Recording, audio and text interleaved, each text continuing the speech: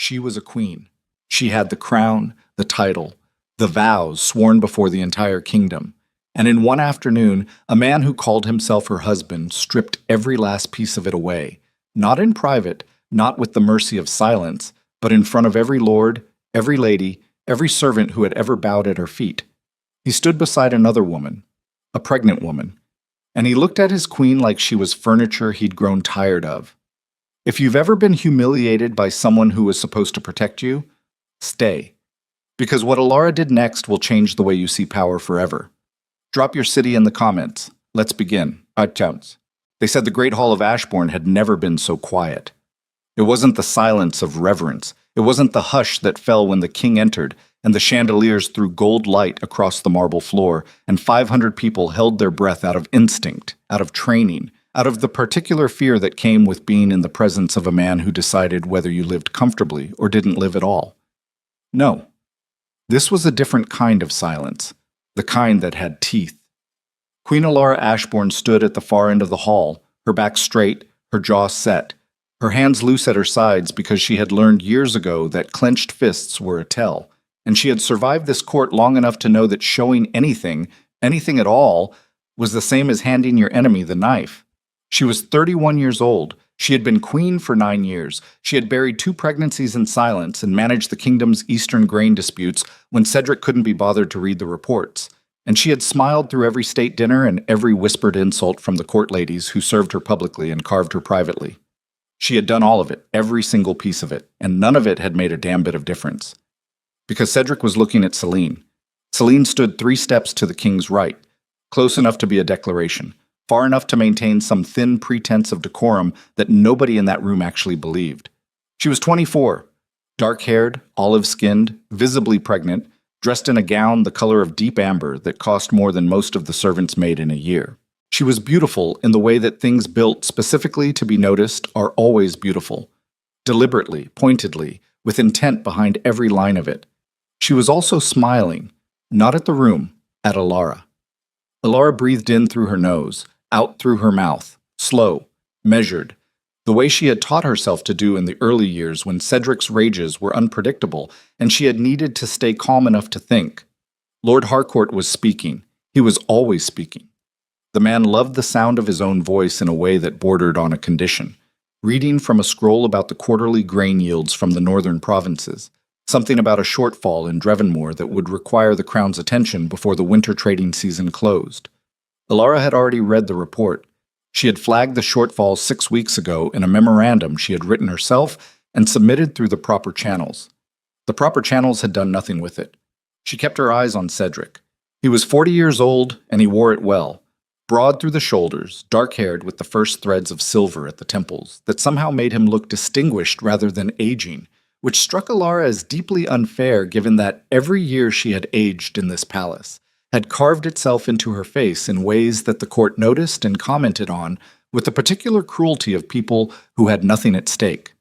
He had a strong jaw and a mouth that could be generous when he chose to deploy it that way. And she had spent years parsing the difference between his genuine moods and his performed ones until she understood that the performance was more consistent than the reality, and the reality was a thing she mostly tried not to look at directly. He wasn't looking at the scroll. He wasn't looking at Harcourt. He was staring at some middle distance above the assembled court with the expression of a man enduring something he had already decided to end. Then Harcourt finished speaking. The hall went still. Cedric let the silence breathe for a moment. He had always had a sense of theater, she would give him that.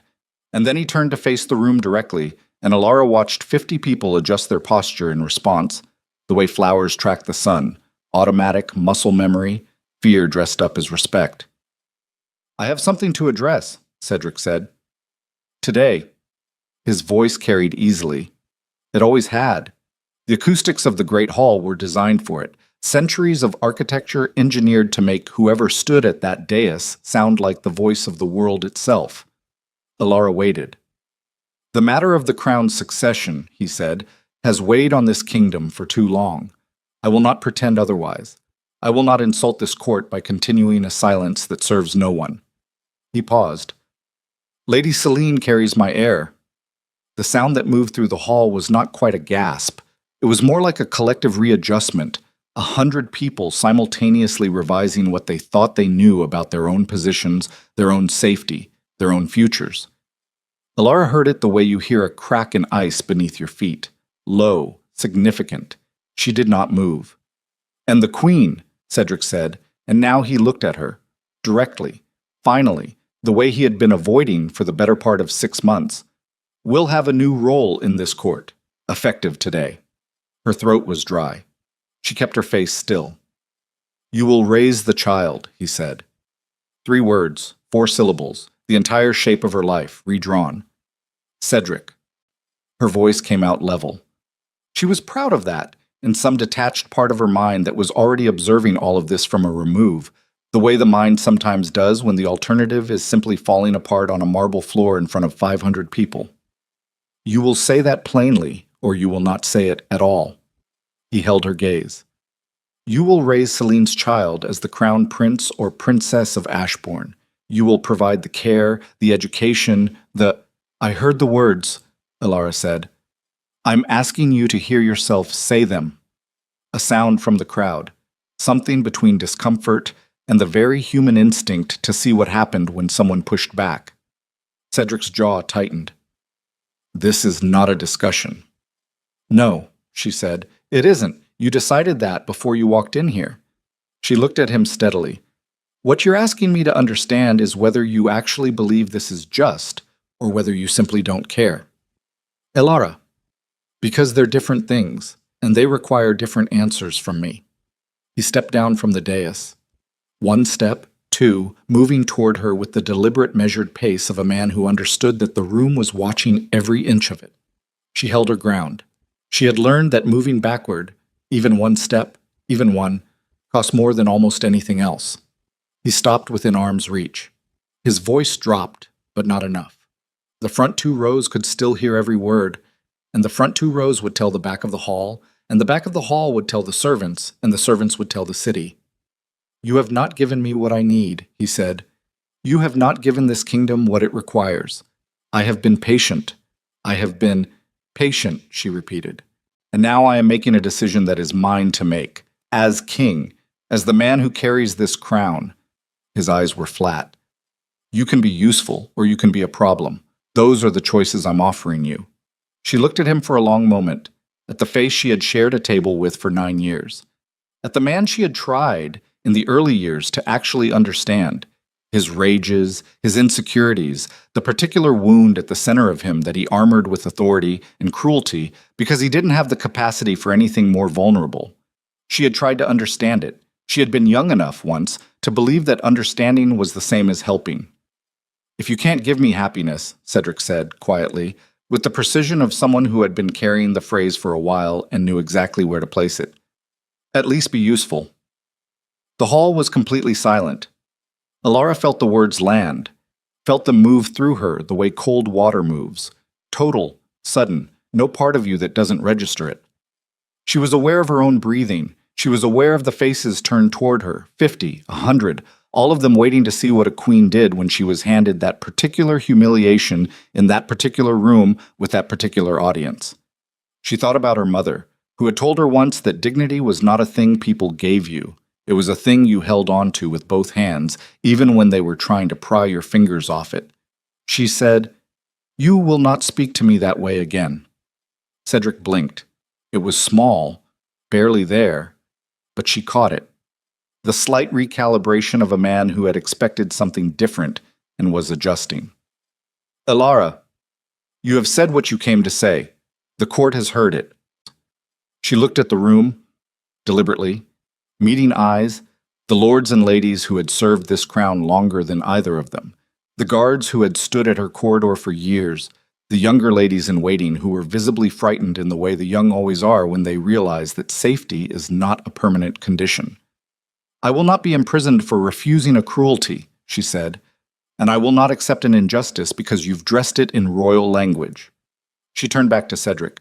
"But I will hear whatever terms you're actually offering, in private, through counsel, like civilized people." "This isn't a negotiation. Everything is a negotiation," she said. "You're the one who taught me that." For 3 full seconds, nothing moved. Then Cedric said, very quietly, You have until tomorrow morning to make your decision. Refusal means, I know what refusal means. Her voice didn't waver. I have always known what refusal means. That has never been the interesting question. She turned. She walked toward the side corridor. Not the main doors, not the dramatic exit through the grand arch that the room might have expected, but the servants' corridor she had used 1,000 times because it was faster, and because she had spent 9 years learning every passage in this palace that wasn't watched, and because she needed to not be seen by any more people than she had already been seen by today. She heard Celine's voice behind her, bright and practiced. She'll come around, they always do. Alara kept walking. She didn't start shaking until she reached the corridor. Her chambers were on the east wing, 3rd floor, overlooking the palace gardens, which were, objectively, the most beautiful thing about Ashbourne, and which she had spent 9 years tending with a particular attention that had always struck the court as eccentric, and which she had never bothered to explain because the real reason was simply that things that grew required consistent care and rewarded you honestly for it. And there was almost nothing else in this palace that operated on those terms. She crossed the threshold, and Lady Marin closed the door behind her. Marin was 53, silver-haired, built like someone who had carried heavy things her whole life, which was accurate in more ways than one. She had been Alara's senior lady-in-waiting for 7 years. She was the only person in this palace whose loyalty Alara trusted completely and without caveat, and the only person she was willing to let see her hands shake. Sit down, Marin said, which was not how ladies-in-waiting were supposed to address queens, but was, under the circumstances, the correct thing to say. Alara sat on the edge of the window seat. The garden was below her. Late afternoon light across the topiary, the rose beds just beginning to lose their summer color, the fountain sending up its constant, soft sound. She stared at it until her breathing slowed. They'll have it in the kitchens before nightfall, Marin said, settling into the chair across from her. The whole of it. They already have it. Alara pressed her fingertips against her thighs. Half of them have runners out. What will you do? Alara was quiet for a moment. The afternoon light moved across the garden below. A sparrow landed on the fountain's edge, considered the water, departed. He gave me a choice, she said, which means he still needs something from me, which means the position is not as settled as he made it look. He needs you to appear compliant, Marin said. Celine's child needs a legitimate face. If you raise it, the succession looks stable. If you refuse... She stopped. If I refuse, I become the problem, Alara said, which he can manage. He has enough allies in the North Wing Council to make whatever charges he needs to make. She knew this the way she knew the layout of the palace, not because she had planned for it, but because she had been paying attention for 9 years, and attention had a way of accumulating into knowledge whether you wanted it to or not. He doesn't want the spectacle of imprisoning me. It would cost him with the border lords. Lord Fenwick in particular has always... Lord Fenwick lost his wife to a court arrangement that went badly, Marin said. He remembers what it costs a family. Yes, Alara nodded slowly. He does. The two women looked at each other. If I comply, Alara said, I lose every formal privilege he named. The household accounts, the public proceedings, the ceremony precedents. He'll strip the visible markers because the visible markers are what the court uses to measure power, and he needs the court to see mine diminished. She paused. But he cannot strip what isn't visible. The relationships. The relationships. The loyalty of people who have watched me work for 9 years. The knowledge of how this palace actually functions, which Cedric has always been entirely uninterested in. Something moved across her face that was not quite a smile. He thinks he's assigning me a punishment. He doesn't understand that he's assigning me a child. Marin was quiet. I know what he is, Alara said quietly. Cedric, I have known for years. What I did not know, for a long time, was what I was going to do about it.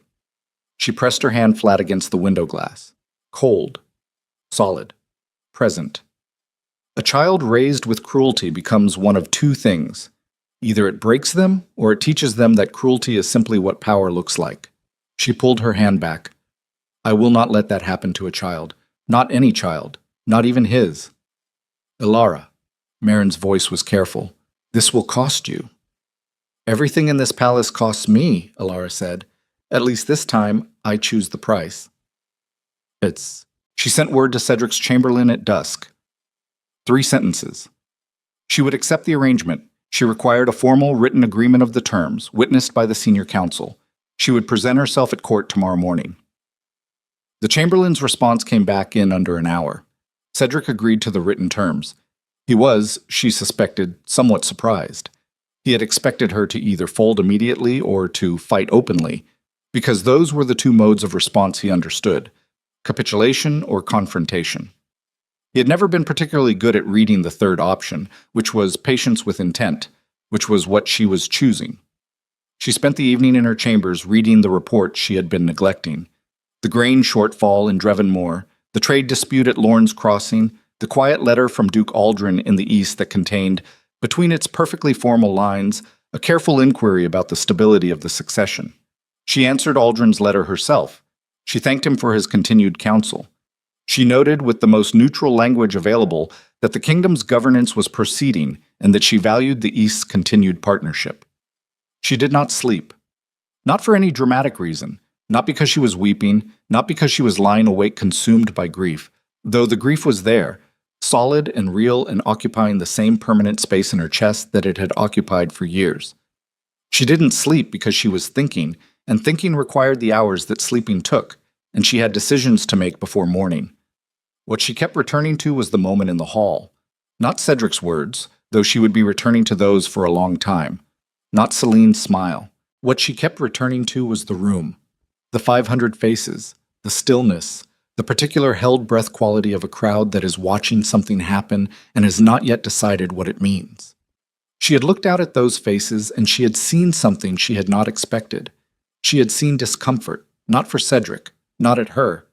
The discomfort of people who had just watched something happen that they had not sanctioned, had not chosen, had not wanted to witness, and who were now sitting with the particular unease of complicity by presence. The lords and ladies of Ashbourne were not, in the main, good people. They were political people, which was a different thing, people who moved in the direction of advantage and called it judgment. But even political people had limits. Even they had a point at which the calculus of loyalty became the calculus of association, and the question became not who had power, but what that power was willing to do in public. Cedric had just shown them something in public. She filed that away, held it, turned it over in her mind until it was smooth, and she understood its shape. That. Celine came to her chambers the next morning. This was a surprise, not because it was unexpected exactly. Celine was not subtle, and her interest in establishing dominance over Alara was clear, but because she came alone, without attendance, without the performance of the previous day. She wore a simpler gown, her hair was down. She looked younger without the staging, and younger meant something different than Alara had assumed in the hall. Alara was at her writing desk. She did not rise. "You should knock," Alara said. Celine raised an eyebrow. "Does protocol still apply?" "I was given to understand." "Protocol applies when I say it applies," Alara said evenly. "Sit down if you want, or stand. I have correspondence to finish." A pause. Then Celine sat in the chair across the writing desk, the one that was lower than Alara's, which Alara had arranged deliberately years ago for exactly this kind of conversation. Celine was smart enough to notice. Her mouth tightened slightly. "I want to understand what you're expecting," Celine said. "From whom?" "From this arrangement." Alara set down her pen. She looked at Celine directly for the first time outside of a formal setting. She saw, in the unfiltered morning light, a woman who was about 8 months pregnant and physically exhausted behind the performance of vitality she was maintaining, and who was trying very hard to appear certain of things she was not certain of at all. Young, Alara thought. Genuinely young. Not innocent. No, that was not the word, because what Celine had done required a kind of calculated patience that was not innocent, but young in the sense of not yet understanding the full weight of what she had set in motion. "I'm expecting to care for a child," Alara said. Celine blinked. "That's all?" "What else would there be?" "I don't know. Resentment, retaliation." She paused. "You're not—" She stopped herself. "I'm not what?" "You're not what I expected." Alara picked her pen back up. "No," she said. "I rarely am." She returned to her correspondence. "The child will be cared for." I want a full staff agreed upon by both of us, not assigned by Cedric alone, not chosen from your personal household, a shared selection. I will have full authority over the nursery schedule, the education planning, and the medical care. These are not negotiable. She did not look up. In exchange, I will not involve myself in your relationship with the king, your financial arrangements, or any aspect of your position at court that does not directly affect the child. Silence. That's, Celine started. Generous, Alara said. I know. Why? Alara was quiet for a moment. She set down the pen again, folded her hands, looked at the desk surface rather than at Celine, at the grain of the wood that was old and fine and had been here longer than either of them.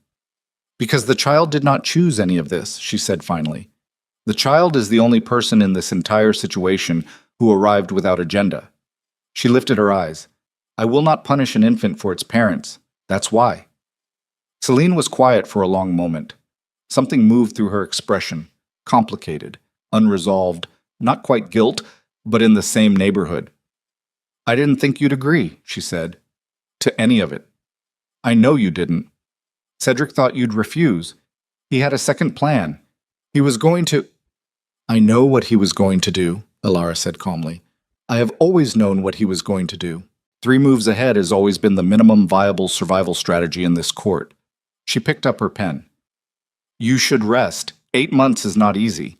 The physician I want for the birth is a woman named Sarna, who trained in the Eastern medical tradition.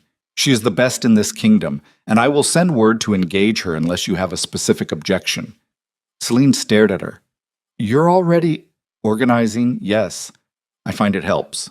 Alara turned back to her correspondence. Close the door on your way out. Celine left, and Alara sat alone in her study with the morning light and the correspondence and the quiet that filled the room like something solid, and she permitted herself exactly 60 seconds of the things she had been holding back since the hall yesterday. The grief, the rage, the particular howling wrongness of all of it, of 9 years and 2 lost pregnancies, and every dinner and every report and everything she had given to a man who had just reduced her to useful furniture in front of the entire kingdom. 60 seconds. She counted them. She felt every one. Then she folded it, pressed it flat, filed it in the same interior space where she kept all the other things that were true and survivable and not presently actionable. She picked up her pen. She had a kingdom to manage, and nobody else was going to do it. The child was born on a night of hard winter rain, 6 weeks later. Alara was not in the room for the birth. That was Celine's territory, and she respected that line without being asked. She sat in the corridor outside, in a plain chair, with a cup of cold tea and a report on the trade route dispute at Lorne's Crossing that she had been trying to resolve for 3 months. She heard the cry. A newborn's cry is a specific sound. There is nothing else in the world it can be confused with.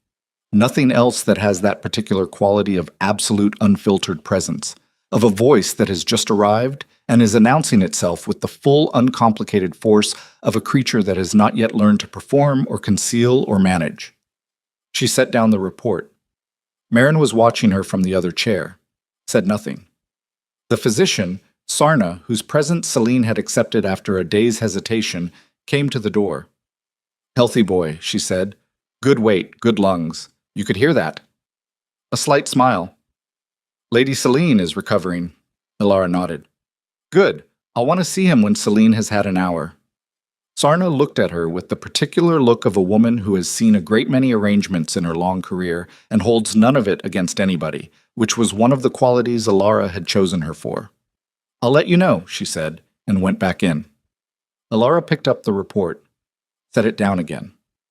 She thought about her mother's voice, about her own 2 losses, the first at 4 months, which she had been told to treat as a medical event, and the second at 6, which she had never been able to treat as anything but what it was. She thought about what it meant to love something that was not yours. Then she stopped thinking about it, because thinking about it didn't change the shape of the next 10 years. When they brought the boy to her, an hour later, small, red-faced, wrapped in the white wool Alara had ordered herself from the Thornfield weavers, the best in the kingdom, she held him with the steadiness of someone who is committed to a thing entirely and does not allow herself the luxury of hesitation. He had dark hair. Cedric's brow, Celine's eyes. He looked at her. Not really, not with any understanding, because newborns don't see in the way we describe it, but he looked in her direction, and she looked back, and she said to him very quietly, in the voice she used for nothing else, "You did not choose this, neither did I. But you're here, and I'm here, and I will not let what happened before you arrived become something you carry." He made a small sound, not crying, just present. She held him through the night. Ted. 3 months into the arrangement, Lord Fenwick requested a private audience. He came to her study on a Tuesday, the kind of day that existed only to be gray, and he sat across from her with his hat in his hands. A man of 60 who had served 3 monarchs and still stood when ladies entered rooms out of something that she suspected was actual principle rather than performance. And he said without preamble, "You should know what is being said." "I generally know," she said, "but tell me." "The council is watching you." He set his hat on the table. "Not against you, watching you the way you watch someone who might matter in a way you hadn't accounted for." He paused. "Cedric has been making decisions about the North trade agreements that 3 of us find actively dangerous. He's not consulting anyone. Celine has people in the household accounts. I have it from 2 separate sources. And money is moving in ways that don't match the ledgers." Alara kept her expression even. "How much?" "Enough that if it continued for 2 more years, the spring campaign fund would be significantly compromised." He met her eyes, the kind of compromise that becomes a crisis in public. She was quiet for a moment. "You're telling me this because you're the only person in this palace who is still thinking about the kingdom." He said it flatly, not as a compliment, as a fact. "I have watched you for 9 years. I watched what happened in the hall. I watched you take that child and not treat it like a weapon, and I watched the way the staff talk about you when they think nobody is listening, which they always assume means nobody who matters." He leaned forward slightly. "You have more standing in this court than you know, more than Cedric knows, which is, I suspect, why he was so eager to strip the visible marks of it." Alara looked at the desk, at the report she had been working on, the grain shortfall again, still unresolved, still sitting in the proper channels going nowhere. She said, "What are you asking me to do?" "Nothing yet," Fenwick said. "I'm asking you to know." She nodded slowly. "All right," she said. "I know." He rose, collected his hat, moved toward the door, paused. "The boy," he said. "I hear he's healthy." "Very," she said. "Good." He moved through the door, and she listened to his footsteps down the corridor, and she sat alone with the gray light and the report and the weight of what she now knew. The kingdom was bleeding slowly, and nobody who had the power to stop it was bothering to look. She pulled the grain report back in front of her and began to write. Masimat. 6 months later, on a cold morning in what the northern provinces called the hard season, Alara was in the nursery feeding Rowan his morning meal when she heard Cedric's voice in the corridor outside, and with it, another voice she didn't recognize, a man's voice, low and urgent, clipped with the particular accent of the Western Territories. She handed Rowan to the nursemaid without a word and moved to the door. She cracked it an inch. Just enough. Cedric was in the corridor with a man she had never seen at court before. Compact, dark-featured, dressed well but not royally. The kind of dress that was meant to look like nothing specific. The kind of man who was meant to move through rooms without being fixed in memory. She couldn't catch the words. The voices were too low. But she could catch the gestures. Cedric's hand against the wall, the other man leaning in, a small object passing between them that might have been a document and might have been something else entirely. The man left. Cedric stood in the corridor for a moment, alone, with the expression of a man who has just committed to something and is living in the 3-second window before he decides he has to. Then he walked away. Alara held still. She had been in this palace for 9 years. She had learned its sounds, its silences, the specific quality of its secrets. She had learned that the thing that destroyed people was not usually the thing they expected. It was the thing that arrived sideways, without announcement, while they were looking at something else.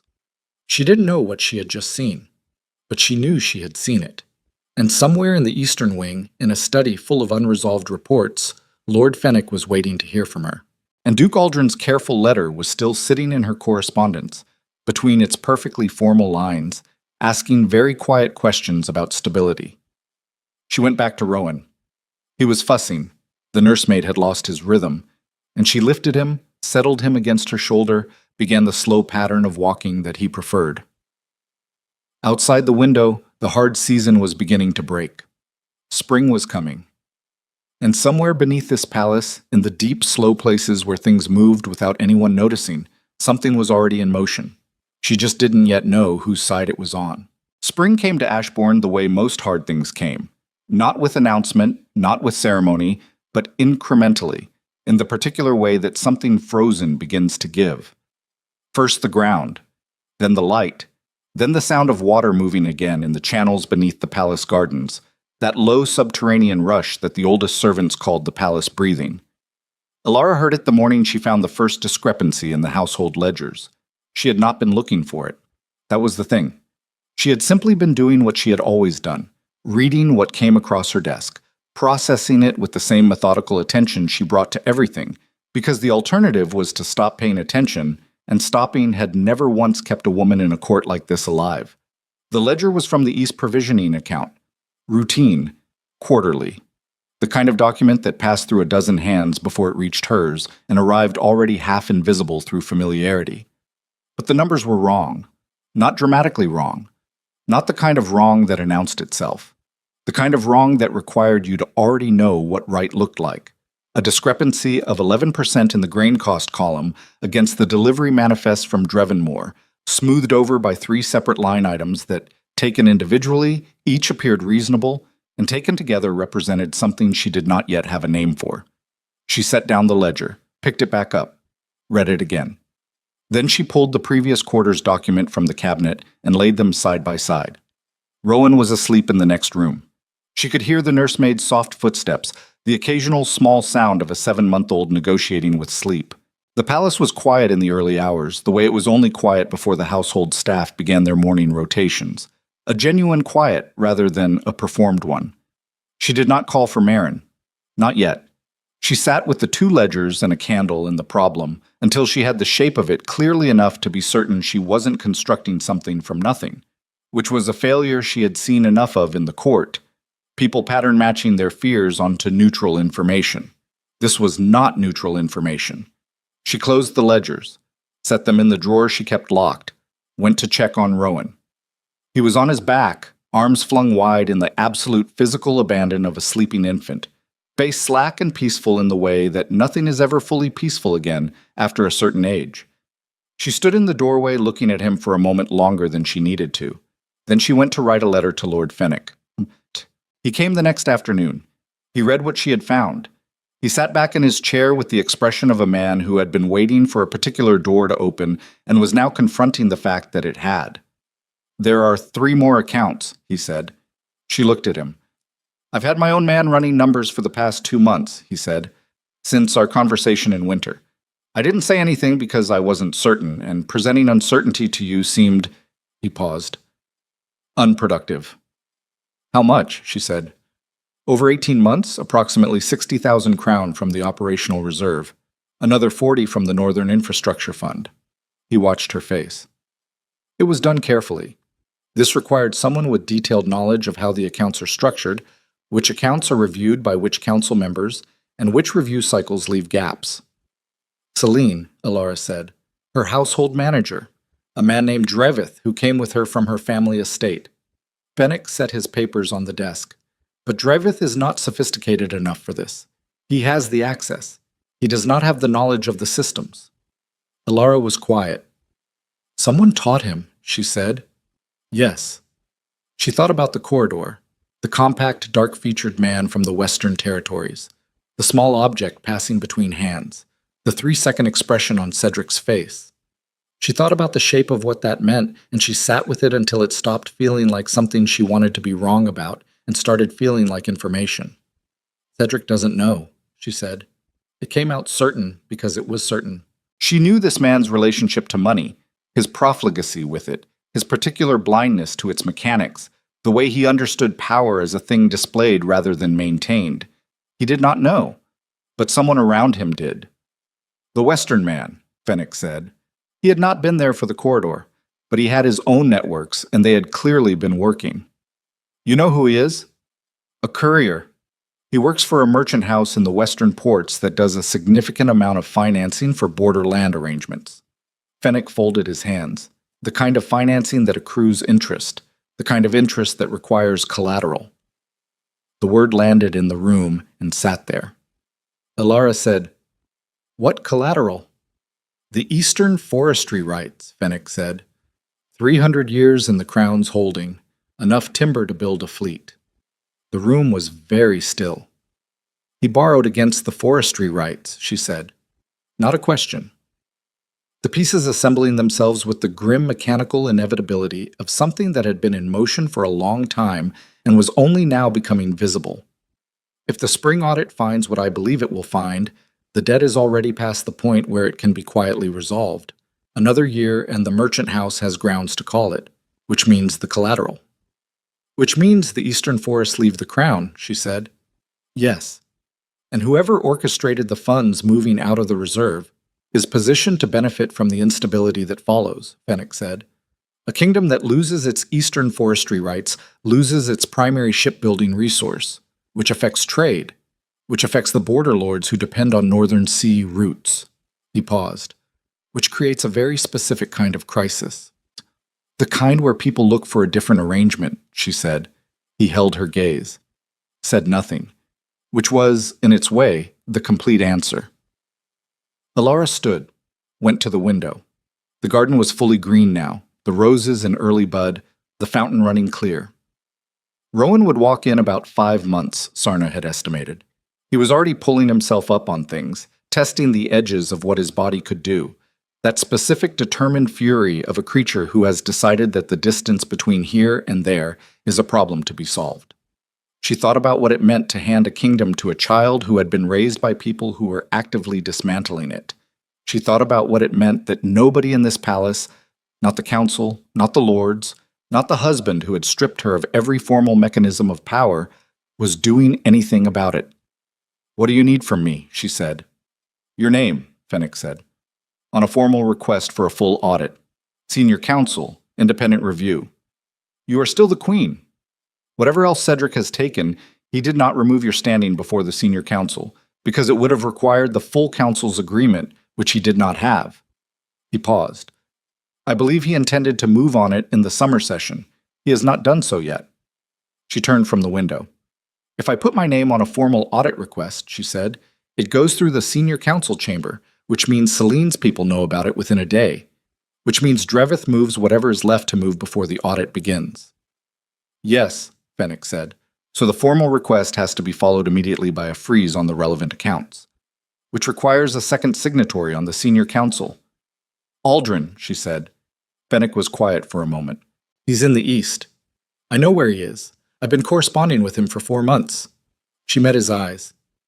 "Get me a week." He looked at her for a long moment with the expression of a man recalculating something. Then he nodded once and stood. "You should know," he said at the door, "that there are 3 other council members who have been watching, not acting, watching." He put on his hat. "They will move when someone else moves first. That's the nature of it." "I know the nature of it," she said. He left. She sat back down at the desk, pulled out the letter she had been drafting to Aldrin. 3 pages, careful, formal, the language of a woman who understood that written things endured and therefore said only what she intended to be permanent. She read it again. Then she added a 4th page, shorter, more direct, the kind of directness she reserved for the very few people she believed could be trusted with it. She wrote, "The matter is more urgent than either of us appreciated in winter. I need your signature and your presence. I need both by the end of the month. What I'm asking you to put your name to will make enemies. I'm asking anyway. You should know what you're deciding."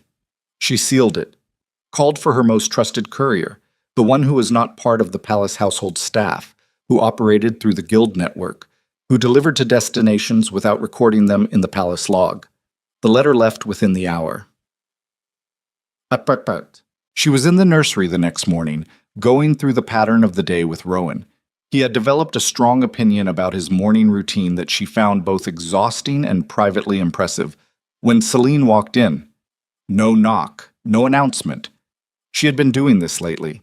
Not frequently enough to be a pattern that could be formally addressed, but consistently enough that Alara understood it as what it was: a testing of territory, a repeated small assertion that the space and what was in it was hers to access at will. Alara kept doing what she was doing. She was sitting on the low nursery floor. Rowan preferred the floor, had demonstrated a profound contempt for the expensive crawling mat she had commissioned, had instead fixated on a patch of bare wood near the window that she had eventually accepted as his chosen domain, and she was stacking the wooden blocks that he knocked over with the committed repetition of an entity who did not yet understand that the blocks would continue to fall. Celine stood in the doorway. "You seem very settled in here," she said. "He's settled in here," Alara said. "I go where he goes." Celine came into the room. She looked better than she had in winter. The post-birth exhaustion had eased, she had recovered her footing in the court, she moved through the palace now with the particular confidence of someone who has won a thing and is still in the process of fully believing it. She looked at Rowan. He looked back at her. He did this with everyone. This flat, direct infant assessment, no social instinct yet to soften the gaze, just pure evaluation. Then he looked back at the blocks. Something moved across Celine's face. Fast. Gone. "Cedric wants to begin his public introductions," she said, "as Crown Prince. There are 2 state functions in summer that he believes are appropriate opportunities." "I'll prepare him for them," Alara said. "He means for me to present him." Alara stacked another block. Rowan's hand shot out. The stack fell. He made a sound of deep satisfaction. "Then you should prepare him as well," she said. "He'll need at least a month of acclimation to formal settings. He doesn't tolerate noise well yet. Sarna has some guidance on. I know my own child's tolerance." Alara looked up then. Not quickly, not with heat. She met Celine's eyes and held them with the particular steadiness of someone who is not going to be moved by this particular pressure. "All right," she said. "Then we're agreed that he needs the month." A pause. The nursery was very quiet except for Rowan's small sounds.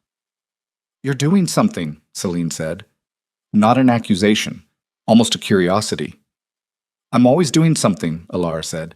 "It's how I'm made." "Something that has Drevith nervous." Celine's voice had dropped. The practiced brightness was gone. What was underneath was harder and more intelligent, and Alara found herself adjusting her assessment accordingly, the way you have to when something shows you more of itself than it meant to. She set down the block in her hand, looked at Celine. "Drevith should have been nervous 8 months ago," she said. "That's when he should have stopped." The room held for a beat. 2. "Whatever you think you know, Celine started. "I don't think," Alara said. "Thinking is what you do before you have numbers. I have numbers." She kept her voice level, the same way she kept her hands level, the same discipline. "I'm going to tell you something I am not required to tell you, because the only person in this room who should not be hurt by what is coming is him." She tilted her head toward Rowan, who was examining a block with the focused intensity of a scholar. "Whatever Drevith did, and whoever helped him plan it, and whatever Cedric borrowed against things he did not have the authority to borrow against, none of that is this child's fault. I intend to make sure it stays that way." Celine was very still.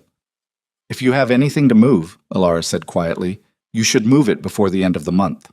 She picked up the block, handed it to Rowan. Celine left without speaking.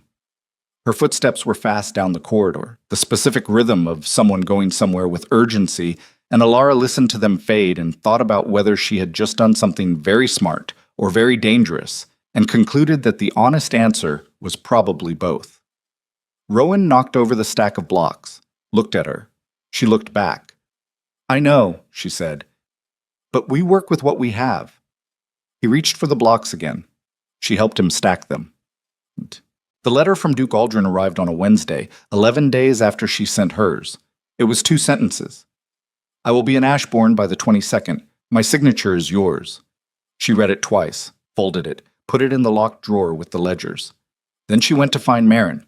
Marin was in the east sitting room, mending something with the methodical focus she brought to all physical tasks, a quality Alara had always found anchoring.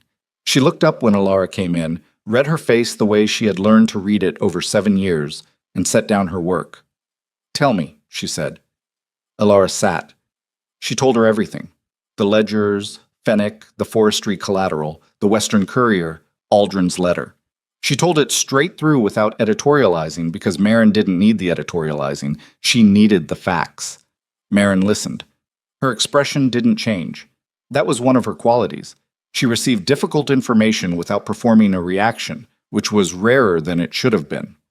When Alara finished, Marin said, "If the audit triggers before Aldrin gets here, it won't.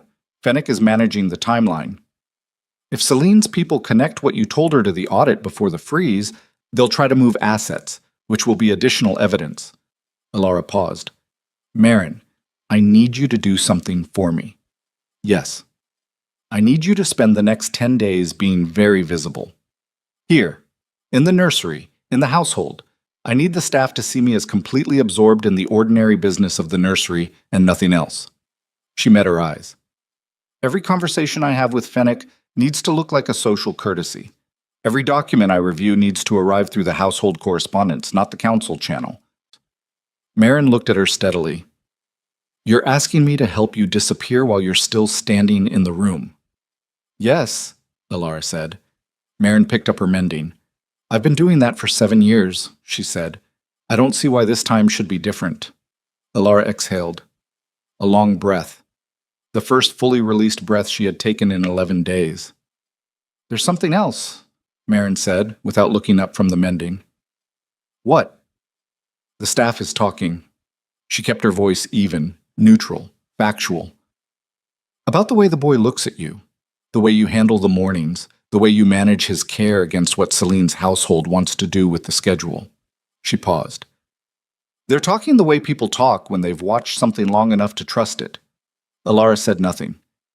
"I'm not telling you to change anything," Marin said. "I'm telling you that what happens in the nursery is no longer private. It is the most public thing you are doing, and you should understand that." She finally looked up. "The court is watching you raise that child, and they are forming an opinion." The 22nd was 12 days away, 12 days before Aldrin arrived, 12 days before the audit request went in, 12 days before everything that had been moving in the dark corridors of this palace began, against all the calculated efforts of everyone involved, to move into the light. She said, "How is the opinion running?" Marin looked at her for a long, steady moment. "Not in Cedric's favor," she said. And somewhere in the east wing, in the corridor that ran beneath the council chamber, a door opened, and 2 men whose footsteps Alara did not recognize walked through it and did not come back. The 2 men did not come back. Alara knew this because she counted. She had always counted. Footsteps, intervals, the particular rhythm of a palace that moved on patterns, and the way those patterns broke when something underneath them had shifted. She lay awake that night listening to the east corridor go quiet in a way it did not usually go quiet, and she understood, in the still place behind her sternum where she kept her most reliable instincts, that the 12 days she had calculated were no longer 12 days. She rose before dawn, dressed without calling Marin, went to the locked drawer. The ledgers were still there. Aldrin's letter was still there. What was not there was the additional documentation she had begun assembling. The secondary manifests from Drevin Moore, the cross-referenced delivery records, the specific column notation she had marked in her own hand. She had moved those 3 days ago to a different location, one she had chosen precisely because it was not her study, not her chambers, not any space that could be searched under the pretense of routine household access. She stood in the pre-dawn dark of her study and breathed and did not allow herself to think about what it meant that she had moved those documents 3 days ago as a precaution that had now, apparently, become a necessity. She thought instead about what she knew, what she could prove, what she could still reach. Then she went to find Marin. Marin was already awake. This was not surprising.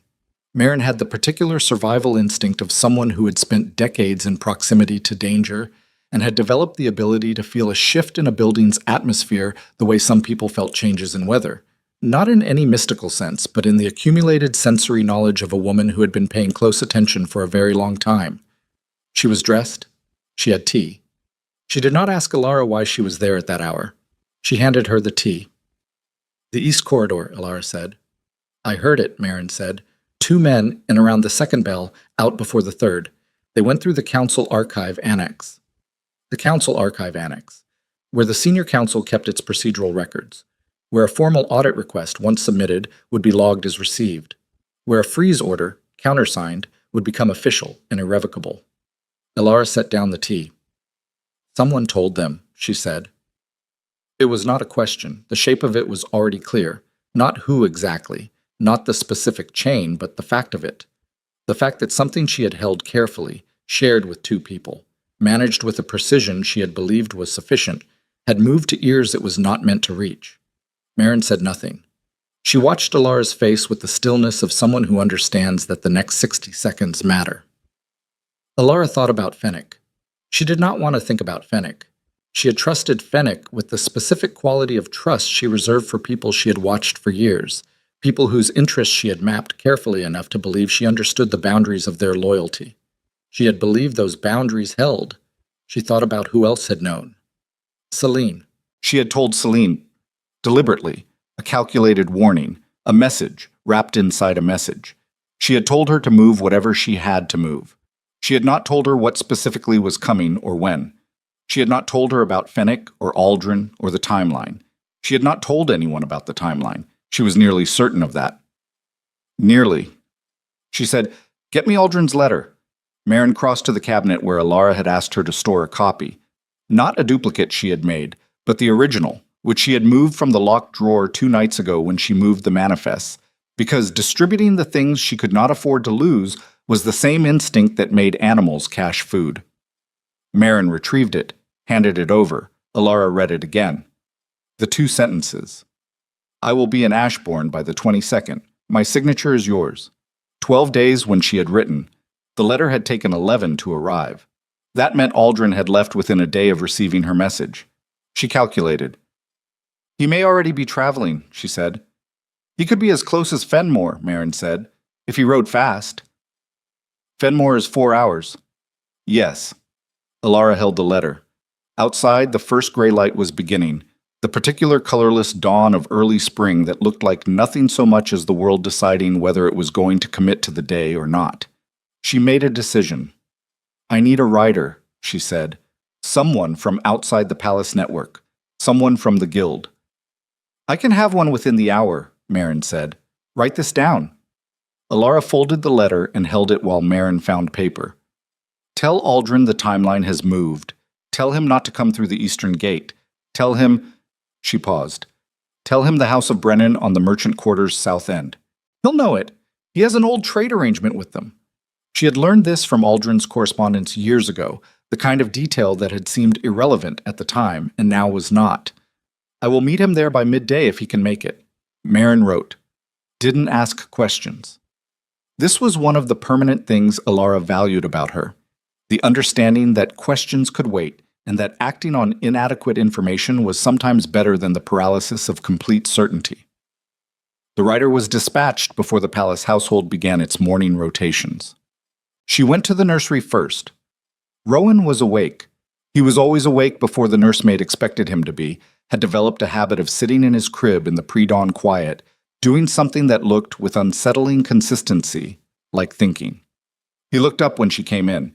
His face did the thing it did when he saw her specifically, a change that the nursemaid had started calling his morning face, a loosening, a recognition that was not yet sophisticated enough to be called trust, but was operating on the same frequency. She lifted him. He grabbed her braid. This was his current fixation. He had discovered that pulling it produced a specific sound from her, and had been deploying this knowledge with the systematic enthusiasm of a small scientist. She let him pull it.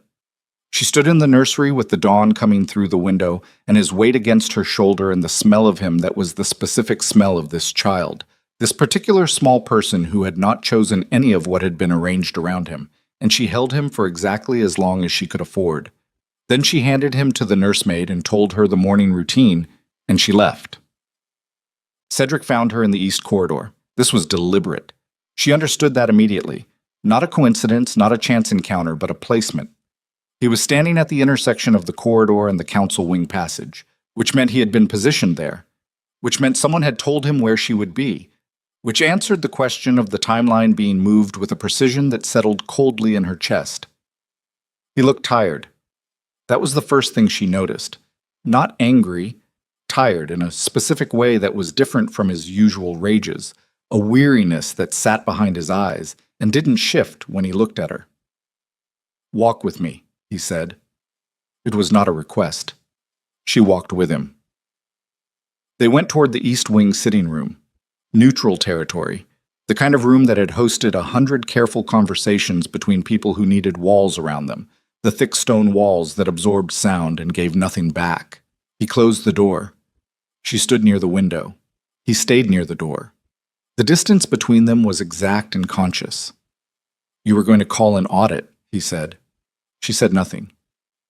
"You were going to call it without consulting me, without bringing it to the full council in proper session." His voice was flat. "You were going to go around me." "I was going to use the mechanism available to me," she said. "The one you didn't remove because you needed the full council's agreement to remove it, and you didn't have it." His jaw tightened. "That is not—" "What? What is it not, Cedric?" She kept her voice even, but the evenness cost her something this time. She could feel it, the effort of maintaining it against the anger that was not new, but was today closer to the surface than she usually permitted. "It's not loyal, it's not appropriate. It is the legal mechanism of this kingdom's governance, which I have been managing while you were—" She stopped herself, chose the words deliberately. "Preoccupied. You went to Fennec. Fennec came to me. You went to Aldrin." She said nothing. "Elara." He moved from the door, not toward her. He stopped mid-room, stood there in the gray morning light with the tiredness in him that she still did not entirely understand the source of. "What do you think you found?" "I know what I found." "You found numbers that look irregular, provisioning accounts that— 60,000 crown from the operational reserve," she said. 40 from the Northern Infrastructure Fund, over 18 months, through a household manager who was told exactly which review cycles to exploit. She watched his face. "And a collateral arrangement with a merchant house in the western ports that you signed, Cedric, against the eastern forestry rights." The room went very still. She watched him. Watched the specific quality of stillness that moved through him. Not surprise, not the recalibration of a man confronting information he didn't have, but something different. The stillness of a man confronting information he had believed was contained. "The forestry agreement is a financing arrangement," he said. "Standard. The merchant house provided capital for the Northern campaign 3 years ago, and the Northern campaign was fully funded through the Treasury levy," she said. "I know, because I reviewed those accounts in the year it happened. You didn't need external financing, which means the debt is not for what you're describing." She held his gaze. "What is it for?" He was quiet, and that was when she understood. Not what specifically, not the full shape of it, but the fact that there was something beneath the Celine arrangement, beneath the financial irregularities, beneath all of it, something Cedric had done or agreed to or been maneuvered into that the borrowed capital was covering, and that the covering was what Dravith and the Western Courier and the moving funds were all engineered to maintain. He had been managed, she realized, not just by Celine, by someone behind Celine, operating through Celine, using Celine's position in the household as the access point and Cedric's pride as the mechanism. The man who had humiliated her in the Great Hall a year ago had been as much a tool as she had been. This was the thing that was almost impossible to hold, not the sympathy of it. She was not naive enough for sympathy, but the complexity. The way that the enemy you understood turned out to be operating inside a structure neither of you had fully mapped. "Who is behind the merchant house?" she said. Cedric looked at her. "Not the courier," she said. "Not Drevith. The principal. The person whose capital it actually is." His jaw moved. He looked away. Outside, through the high east window, the morning was fully committed now, the gray resolving into thin pale gold. He said, "Lord Kayvon." She felt it like stepping onto ground that was not where she had expected the ground to be. Lord Kevin, senior council member, 22 years in service to the crown. The man who had presided over her own arrival at court as a 19-year-old bride, who had advised her on protocol, who had sat across from her at 100 council sessions with the expression of a man who found her useful in an appropriate and limited way.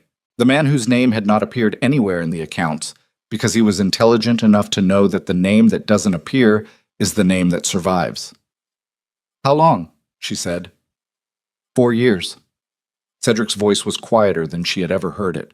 Something beneath the authority, something that was simply a man who had made a series of decisions he was now inside. The forestry agreement was, he presented it as an investment mechanism, a way to leverage the Crown's assets for liquidity without going to the full treasury process, which requires council vote, which he controls, which he chairs. He turned back to her. I didn't know what Drevith was doing. I want you to understand that. The money moving out of the operational accounts, I didn't authorize that.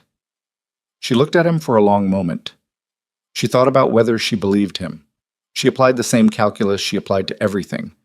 What was consistent with what she knew of him? What served his interests? What didn't? Cedric was greedy with power and profoundly careless with governance, but he was not a careful enough schemer to have built what she was looking at. This was too patient, too structural, too far ahead. No, she said finally. You didn't authorize it. Kavan did. Through Celine's household, using the access Celine's position gave him. She paused. And when the debt calls, and the eastern forests leave the Crown, and the instability follows, Kavan is positioned to broker the arrangement that stabilizes things. For a price. Cedric said nothing, which was the confirmation she needed. He played you, she said, not with cruelty, just with the flat reality of it. Cedric's hands were at his sides. She could see the tension in them, the particular tension of a powerful man confronting the specific shape of his own manipulation, which was a different kind of rage than the kind she had seen from him before. Less hot, more fundamental. I need the audit to proceed, she said, with Aldrin's signature, today if possible. If it proceeds, Kavan will be exposed. Kavan has 3 council members who move with him, Cedric said. If he sees it coming, he will. He already sees it coming, she said. Someone told him. Someone who knew my timeline. She watched his face. Which means we have less time than either of us wants. He looked at her. The tiredness was still there. Beneath it, something she had not seen in a long time. Not trust, not warmth, nothing so clean as either of those, but the specific look of a man who has run out of other options and is looking at the one remaining. What do you need? He said. I need you to sign a joint request, she said. Your name and mine together. It supersedes the procedural requirement for the second council signatory. It triggers the audit and the freeze simultaneously. She paused. It makes it harder for Kavan to frame this as a queen overstepping. It becomes a crown decision. He was quiet for a moment that was long enough to matter. And in exchange, he said. She looked at him steadily. There's no exchange. The kingdom is being hollowed out by a man sitting on your senior council. That is the thing I am trying to stop. She kept her voice flat. What you do after it's stopped is your business, but I need you to let me stop it. He held her gaze. She did not look away. She was done looking away. Get the document, he said. She had it in her chamber. She had drafted it 2 weeks ago. She went and retrieved it and brought it back and set it on the writing table between them. He read it. She watched him read it. He was slower than she was, always had been, processing written language with the deliberate, careful attention of someone for whom it had never been easy. She had known this and never mentioned it in 9 years, and she did not mention it now. She waited. He signed it. She signed it beneath his name. She folded it, sealed it, addressed it to the senior council chamber through the formal process. She was reaching for the bell to call a courier when the door opened. Not Marin. Not a servant. Lord Cavan. He was 60 years old, gray-haired, impeccably dressed, carrying the particular composure of a man who has never been caught at anything in 6 decades, and therefore does not believe he can be. He looked at the document in her hand, at Cedric, at her.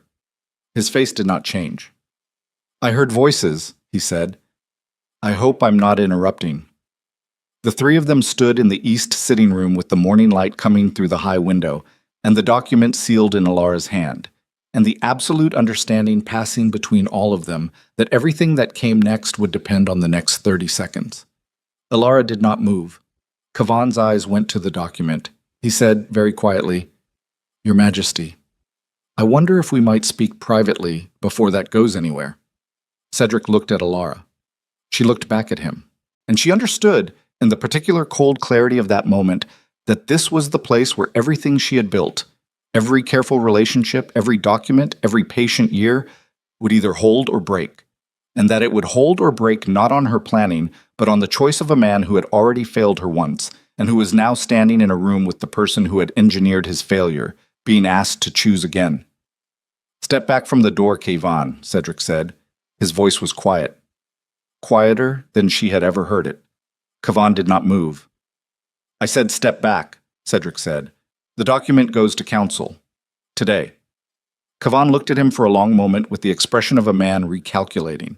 Not panicked, not broken, but adjusting with the smooth adaptability of someone who has multiple positions prepared. His eyes moved to Alara one more time. She held the document and held his gaze and did not give him anything. He stepped back from the door. She walked through it.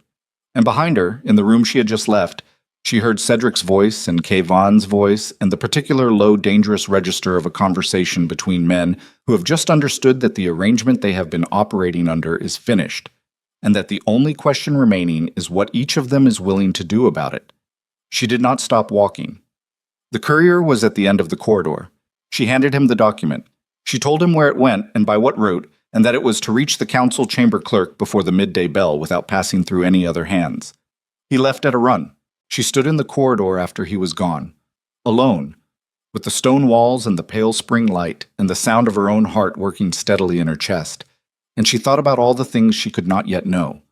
Whether Kayvan had more moves, whether the council members who moved with him would act on his behalf before the document arrived, whether the freeze would hold, whether Aldrin would reach the city in time to add his weight to what was coming. She thought about Rowan in the nursery, pulling her braid, applying his small, systematic fury to the problem of the world. She had removed one weapon from Kayvan's arsenal. She had secured one signature. She had moved the document.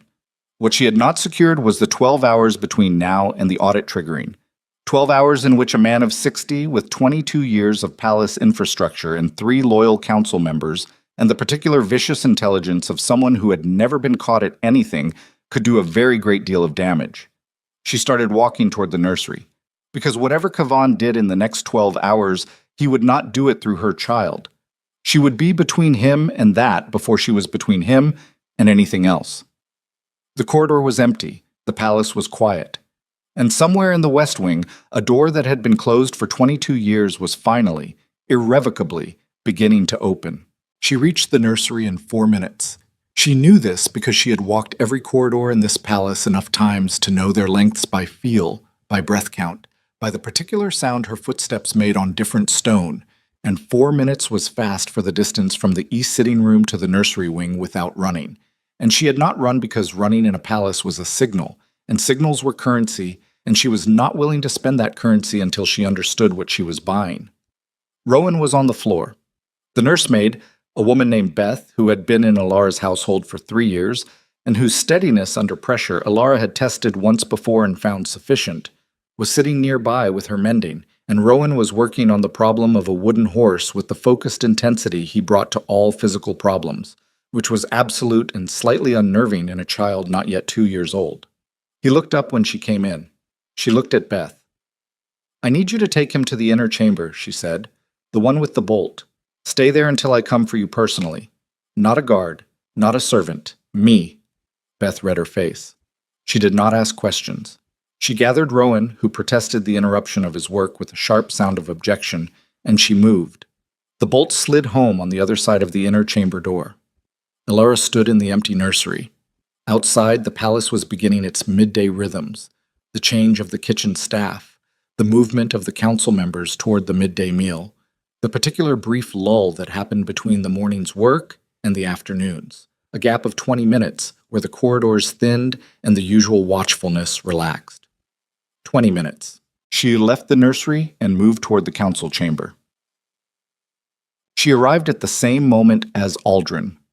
He came through the north entrance, not the east gate, not the main approach, through the merchant quarter route that she had sent him to, and he was dusty from the road and moving with the economical urgency of a man who had covered distance fast and was not yet done.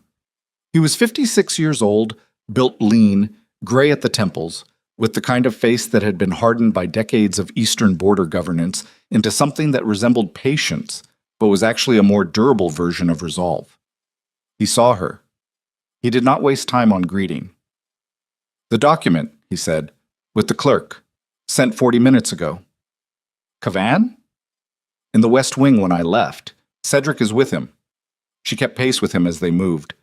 "I don't know how long that holds." "It won't hold long," Aldrin said. "Cavan has Merchant Voss on the council, and Voss controls the procedural record.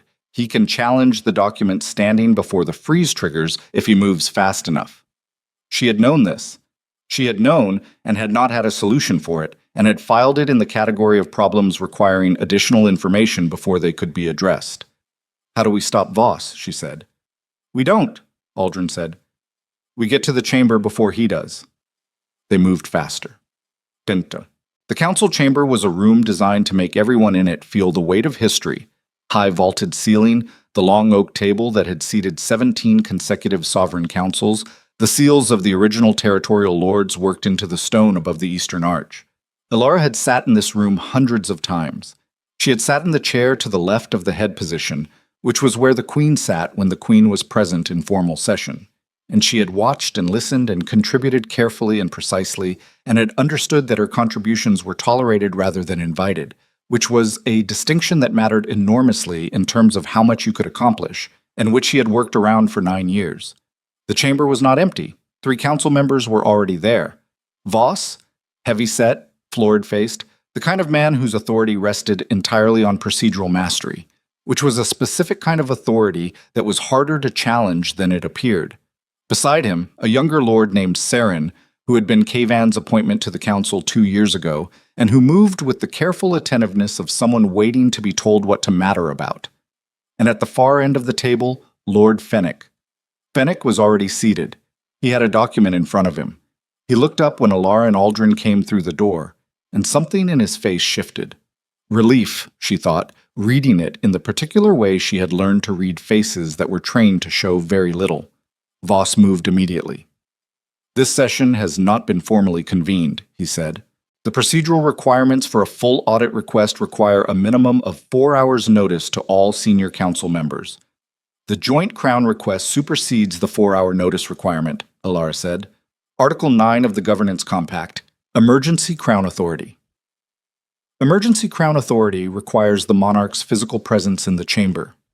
"Then the monarch should arrive shortly," Aldrin said, taking a seat. "In the meantime, the document stands as submitted. The clerk received it at—" He looked at Elara. "Before the midday bell," she said. "The clerk can verify the time." "I'll need to verify the clerk's record," Voss said. "Then verify it," Elara said. She pulled out the chair at the left of the head position and sat down. "But you'll need to do it while the rest of us begin the procedural review, because the clock on the account freeze started when that document was received, and it runs whether you verify or not." Voss's face was doing something complicated. He was intelligent enough to understand that he was in a room with 3 people who had prepared for this moment, and that the procedural ground he was accustomed to controlling had been surveyed and mapped before he arrived. He was calculating. She could see it, the rapid interior reassessment of a man who had expected a different configuration. "Sit down, Voss," Fenwick said from the end of the table. His voice was very quiet. "The clerk's record stands. I was there when it was received." Voss looked at him. "Sit down," Fenwick said again. Voss sat. Cavan arrived 11 minutes later. He came alone. She had half expected him to bring people, guards, allies, the physical infrastructure of authority that powerful men deployed when they wanted to remind a room of something. He came alone, and he came carefully. And he stood in the doorway of the council chamber and looked at what was in the room with the expression of a man who has run his calculation and found the result he was afraid of. He looked at Elara, at Aldrin, at Fenwick, at the clerk, who was seated at the recording station with the formal document open in front of him and a pen in his hand. He looked at Voss, who did not look back. Something passed through Cavan's face, very fast, gone in a second. But she had been watching carefully, and she caught it. Not fear exactly, not the animal thing, but the specific recognition of a man who has spent 22 years building something and is now standing in the moment where the building is visible, and so is the ground beneath it. He He came into the room. He took his seat. He folded his hands on the table with the composure of a man who had decided, in the walk from the doorway to the chair, what his position was. "This is highly irregular," he said. "It is," Ilara agreed. "The irregularity it's correcting is more so. You're making a serious accusation." "I'm initiating an audit," she said. "The audit makes no accusations. It examines records. Records make conclusions." She held his gaze. "If the records are clean, the audit will reflect that." A long silence. "The Eastern Forestry Arrangement," Kavan said, "is a legitimate financing mechanism that was presented to the king." "Through what channel?" Aldrin said. Kavan looked at him. "Private counsel." "Private counsel that resulted in a binding collateral agreement against a crown asset with a 300-year holding history," Aldrin said, "arranged through a merchant house in the western ports that has no registered standing with the Crown Trading Board." He opened a folder on the table in front of him. She had not seen him carry it in. He had been holding it the whole time. She had simply not registered it. "I've been corresponding with the Eastern Trading Registry for 4 months. The merchant house you used, Brennan and Associates, has a principal investor whose name does not appear in any of their public filings, but appears in a land transfer record in the Western Territories 18 months ago." He paused. "Your name, Kavan." The room was absolutely still. Kavan looked at the folder. He looked at Aldrin. His composure held. She would give him that. It held in a way that indicated genuine control, the kind you could only develop over decades. "That is a mischaracterization of—" The chamber door opened. Cedric walked in. He had changed his clothes. She did not know why she noticed this first, but she did. He had been in his morning dress when she left him with Kavan in the east sitting room, and now he was in the formal black of official council session, which was a choice that required intent, that required going to his chambers and calling his valet and spending 20 minutes on the deliberate preparation of appearance for this room. He had done that, which meant he had decided something in the time between her leaving and his arriving. He looked at Kavan once. Then he sat down at the head of the table. The room waited. "Proceed," Cedric said. Kavan said, "Your Majesty, I believe there are facts about this situation that have been presented to you in a selective manner." "I've had 4 hours in a room with your selected facts," Cedric said. "I don't need more of them." He looked at the clerk. "The document stands as submitted. Begin the formal record." The clerk's pen began to move. Kavan's composure cracked. Not completely, not the collapse of a man without resources, but a fracture, a visible line running through the surface of it. He straightened. He looked around the table, at Voss, who was examining the table surface, at Saren, who was looking at the door, at Fennec, who was looking at him with the direct, flat expression of a man who has been waiting for this. "You will regret this," he said. Not loudly, not with heat, with the flat specificity of a man making a statement he intends to be accurate. "Probably," Ilara said. "Most things worth doing have a cost." She turned to the clerk. "Begin with the operational reserve records. 18 months, full transaction log. Boschem." The next 3 hours were the most exhausting of her life, which was a significant statement given what the competition included. They moved through the accounts in formal session, the clerk recording every number, every discrepancy, every cross-reference between the manifests she had preserved and the official records that had been altered to contradict them. Aldrin drove it with the methodical persistence of a man who had built a border duchy by managing details that other people considered beneath them. Fennec provided the council procedural knowledge that kept Kavan's challenges from gaining procedural traction. Kavan challenged everything, every line, every document, every interpretation. He was a man with 22 years of institutional knowledge fighting for the only thing that knowledge had been building toward, and he did it with a precision and ferocity that she found, in some deeply compartmentalized part of herself, genuinely impressive. It didn't matter. The numbers were the numbers. Records, once formally entered, could not be retroactively altered. The manifest she had preserved matched reality. The official accounts did not. By the third hour, Voss had stopped challenging. He was simply sitting, recording his own notes with the look of a man deciding which direction the ground was falling and which side he wanted to be on when it did. By the time the clerk read the formal summary of the discrepancies into the record, 106,000 crown across 7 accounts, 18 months, through 3 intermediaries, The room had the quality of somewhere that a battle had recently been fought. Not loud, not violent, but the particular exhausted silence of people who have been at something extremely hard for a long time and have arrived somewhere that cannot be undone. Kavan asked for a recess. Cedric denied it. Kavan asked for an opportunity to present contrary documentation. You have 15 days to submit documentation to the audit committee, Aldrin said. That is the procedural right. It doesn't delay the freeze. He closed his folder. The freeze took effect the moment the document was received by the clerk. Before this session, before you walked in. He looked at Kavan directly. Whatever you were planning to move in the last 4 hours, I hope you moved it fast. Kavan stood. He was 60 years old, and he stood with the particular deliberateness of someone gathering the last of something. He looked at Alara. She looked back. You think this is over, he said. I think this part is over, she said. The merchant house will call the debt. The eastern forests will be the subject of a formal renegotiation, she said, which the Crown has grounds to pursue given the undisclosed conflict of interest in the original arrangement. She paused. Which you know. You've known since you walked in. He said nothing. His eyes on her had a quality she hadn't seen from him before. Not rage, not calculation, but something older and harder. The look of a man who has been beaten by someone he had not taken seriously, which was a specific kind of defeat that went deeper than the ordinary kind. He left. Voss left behind him. Saren was already gone. The door closed. The chamber held Alara, Aldrin, Fennec, Cedric, and the clerk, who was still writing. Cedric said, The debt to the merchant house. I'll handle it, Aldrin said. I have Eastern trade relationships that can bridge the renegotiation. It will cost the Crown something, but considerably less than the forestry rights. Cedric nodded. He was looking at the table. She could not read his expression from where she sat. He was turned slightly away from her, and the afternoon light from the high windows was doing something complicated with the shadows in the room. He said, without turning, The staff is moving Celine's household accounts to a restricted status.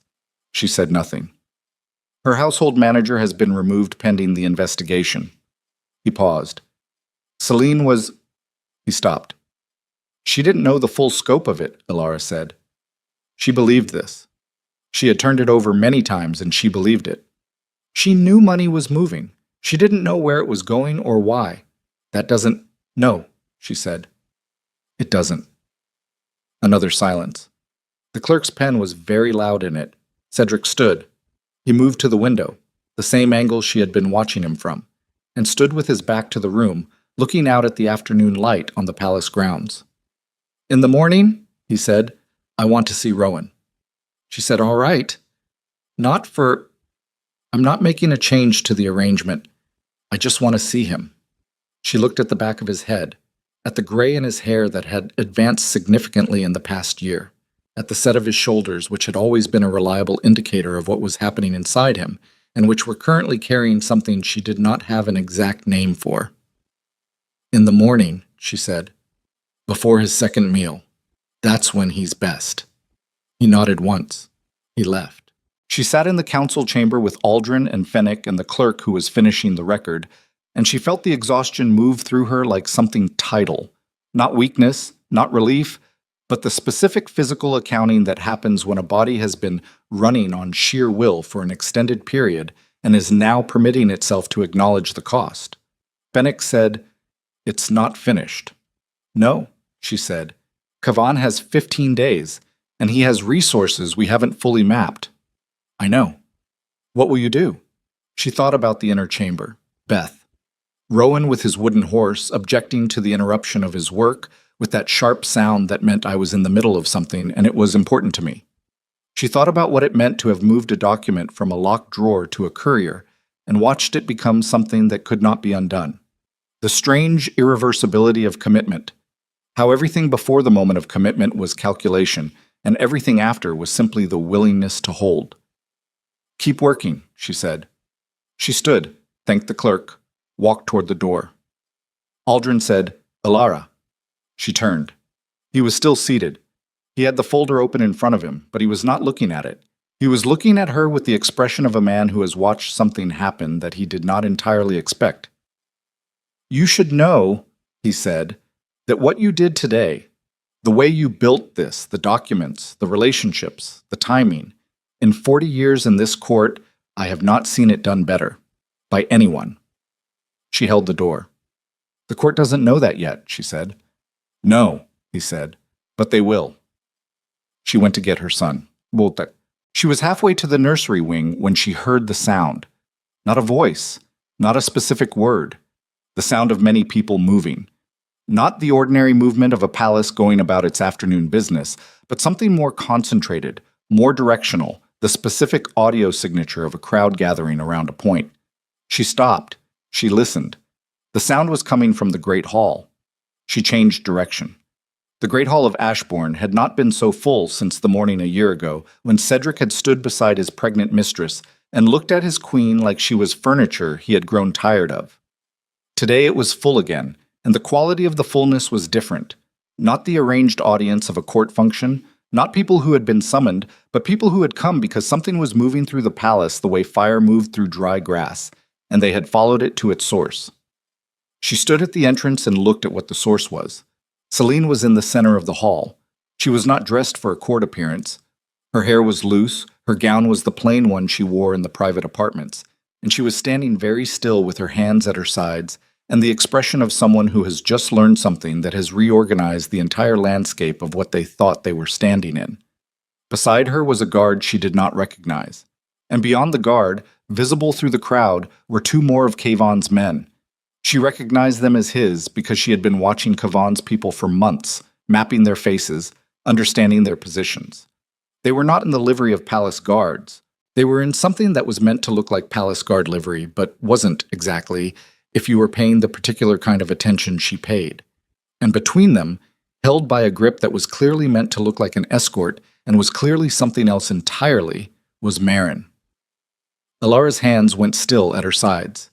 Marin's face was set, not frightened or not visibly, the particular face of a woman who has been in difficult positions before and knows that performance of calm is its own kind of protection.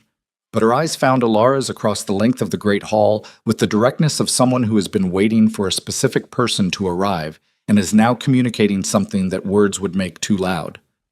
The crowd noticed Alara in the doorway. The sound changed. The particular rustle and shift of 500 people redirecting their attention in unison. Kavon's man, the one nearest to Marin, looked at Alara. He was one of the two she had seen in the East Corridor the night before, the ones who had gone through the Council Archive Annex and not come back. He looked at her with the flat expression of a man executing instructions and not interested in complications.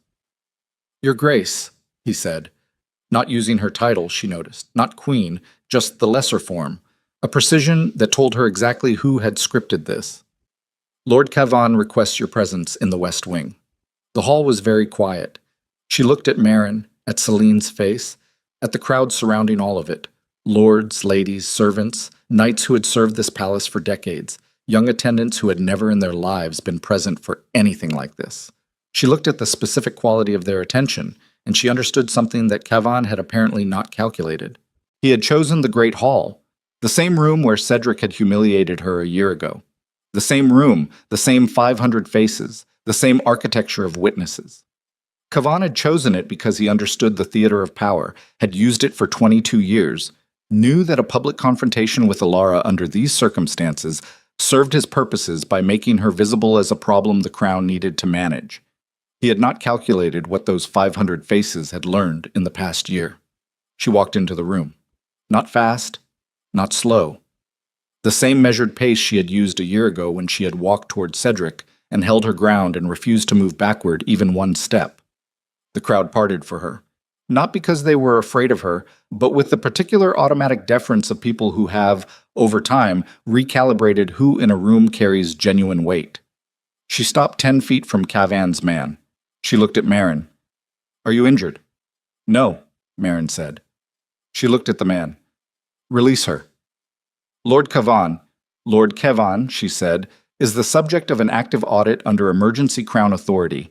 Any action taken on his instructions in this palace, as of 3 hours ago, is subject to crown review. She held his gaze. "Release her, now." The man looked at her. The hall was so quiet she could hear the fountain outside. She could feel the weight of 500 people who were watching this, the way people watch the moment a structure either holds or falls, and she understood that this was not the same as the morning a year ago. Not the same crowd, not the same silence, not the same woman standing in front of it. She had spent a year in this palace being useful. She had managed a kingdom's accounts, raised a child with her whole capacity, held relationships with the patience of someone who understood that patience was not passivity, but the most demanding form of strategic action. She had done all of it without the formal markers of power, without the title's visible weight, without any of the ceremony that courts used to signal who mattered, and the 500 faces in this room had watched her do it. The man released Marin. Marin walked to Alara's side and stood there and did not look at anyone else. The man said, very quietly, "This isn't finished." "I know," she said.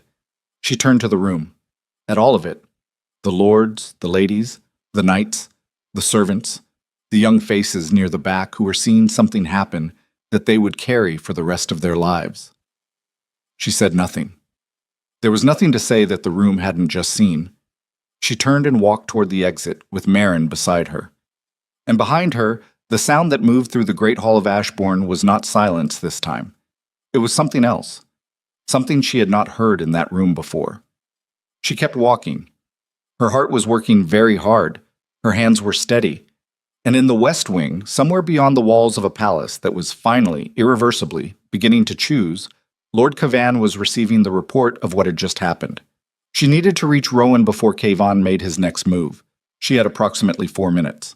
She had 3 minutes left, not 4. She understood this because Marin's grip on her arm, steady, deliberate, the grip of someone delivering information through touch, tightened once as they moved through the corridor away from the Great Hall, and Alara looked at her, and Marin said, quietly, without breaking stride, "He has someone in the nursery wing, one of the maids. She's been his since before I knew to look." Alara did not slow down. She sped up. "Beth has the bolt," she said. "Beth has the bolt," Marin confirmed, "but the bolt is on the inside of the inner chamber, and the nursery outer door is not bolted, and if Cavan's people— How long ago did you know?" "An hour. I couldn't reach you." "Because you were in the Great Hall?" "Yes." They were moving fast now, not running, not yet, but the boundary between walking with purpose and running was very thin and getting thinner with each turn of the corridor. Alara's mind was doing two things simultaneously, mapping the physical route, calculating time against distance. And beneath both of those, in the part of her that did not calculate but simply knew, something had gone very cold and very clear. She had spent a year learning what she was willing to do for this child. She had not known, until this exact moment, the full extent of the answer. She said, "Who else in the nursery wing is his?" "The maid only, I think. The other 2 staff are your household." "Think or no?" A half-second pause. "No." The nursery wing corridor was ahead. She could see the outer door, closed, no visible figures. She went through it fast. The outer door opened on the nursery antechamber, the small room that served as a buffer between the corridor and the nursery proper, where staff kept supplies and where the outer coats were hung, a practical, unglamorous room that she had spent more time in this past year than she had spent in the formal Queen's receiving chamber. The maid was there. She was young, 19, 20, standing near the inner nursery door with the specific guilty stillness of someone caught between the instruction they'd been given and the reality of the situation they were now in. She had dark hair and a narrow face, and she was visibly frightened, which told Alara immediately that she was not a trained operative but a household member who had been recruited through some combination of money and pressure, and had not fully understood when she agreed what she was agreeing to. Alara stopped in the doorway. The girl looked at her. "Step away from that door," Alara said. The girl stepped away. Alara crossed to the inner chamber door. "Beth," she said, "it's me." The bolt slid back. Beth opened the door with Rowan on her hip, and his face when he saw Alara did the thing it always did. The loosening, the recognition, the immediate reaching. And she took him and held him with both arms fully around him and stood there for exactly 3 seconds longer than she had time for. Then she looked at the girl. "What did he tell you to do?" she said. The girl's hands were clasped in front of her. "To send word when the Queen came for the child. That's all, just to send word." "To whom?" To the man in the West Passage. He gave me a name, Lord Kavan's man. Alara looked at her steadily. The girl was shaking slightly. The fine tremor of someone who has just watched the situation they were in reveal its actual shape and is confronting the distance between what they understood when they agreed to it and what they understand now. "What's your name?" Alara said. "Lena." "Lena, you're going to go to Lord Fennec's household staff, and you're going to tell them everything Kavan's man told you, all of it. His name, what he asked, when he asked, what he promised you." She held the girl's gaze. "Do you understand?" Lena nodded. "Go now." She went. Marin closed the outer door and bolted it from the inside. Alara stood in the antechamber with Rowan's weight against her shoulder and the cold clarity that had settled over her in the corridor still fully present, and she thought about what Kavan had just tried to do and what it told her about where he was. He had tried to use the child, not to harm him. She did not believe that. The logistics of it made no sense. It would cost him everything.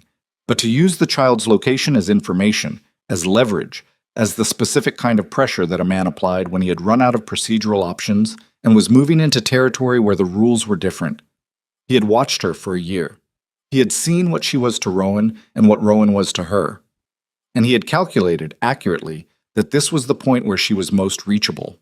What he had not calculated was that she had spent a year being most reachable precisely at this point, and that living in the place where you are most vulnerable is the only way to learn how to defend it.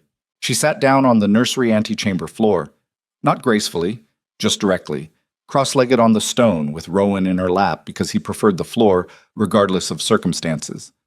And she held him and let her breathing slow, and she thought about what happened next. What happened next was Cedric. He came to the nursery wing 20 minutes later, alone, without announcement, and knocked on the outer door with the specific, uncertain knock of a man who is not accustomed to knocking and is doing it anyway because he has decided something. Marin let him in. He looked at Alara on the floor, at Rowan, who looked back at him with the flat, comprehensive assessment he gave all newcomers, at the bolted door, the closed chamber, the general configuration of a woman who had spent the last 20 minutes making a room as defensible as a nursery antechamber could be made. He sat down. Not on the floor. He sat on the supply chest, which put him at a low angle, less formal than any position she had ever seen him occupy. "Kavan is gone," he said. She looked up. "He left the palace an hour ago. West Gate. His household is packing." He paused. "I had the gate watch log it. He didn't ask permission. He simply left." "He'll go to the merchant house," she said. "Try to manage the debt arrangement directly." "Let him try," Cedric said. "Aldrin has already sent word to the Western Trading Registry. Kavan's name in that land transfer is going to be a problem for him everywhere he goes." She said nothing.